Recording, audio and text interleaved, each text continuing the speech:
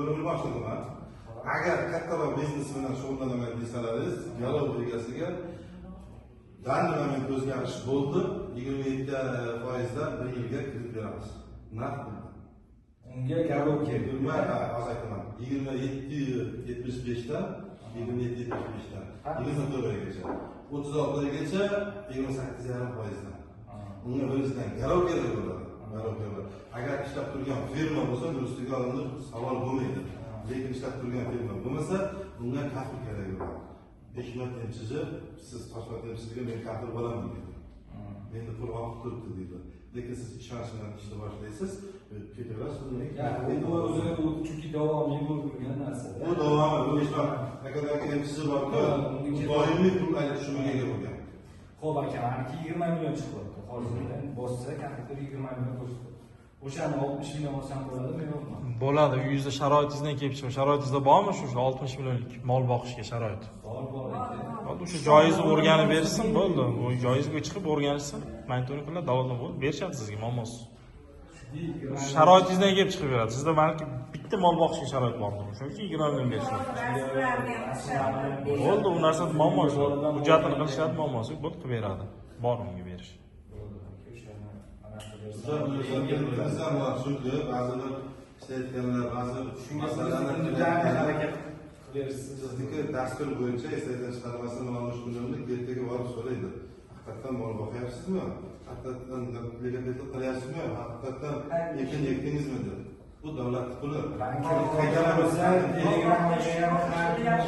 Kechib oladi degan gap bo'lmasin. Agar shu maqsadni yo'lga qo'ysa, u bo'ladi. Shtog'ona bo'lsa, sigirona bo'ldi.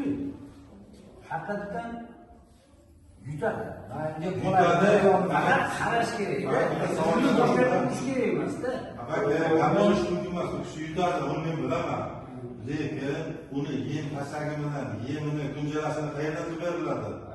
Agar bir oyda 3 millionlik yem yeydi 3 ta bor. Yo'q, kuniga 100 million yeydi. Javob 20 har bitta molga zo'r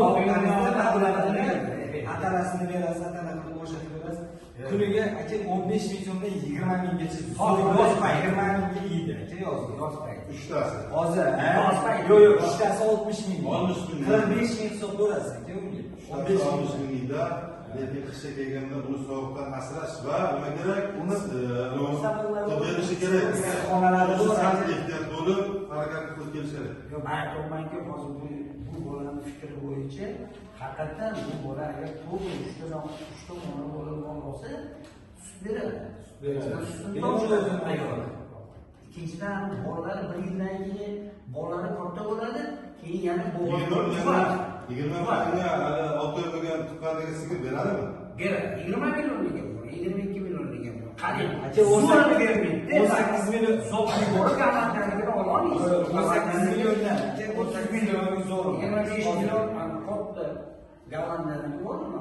Simentalni olamiz. 28 million.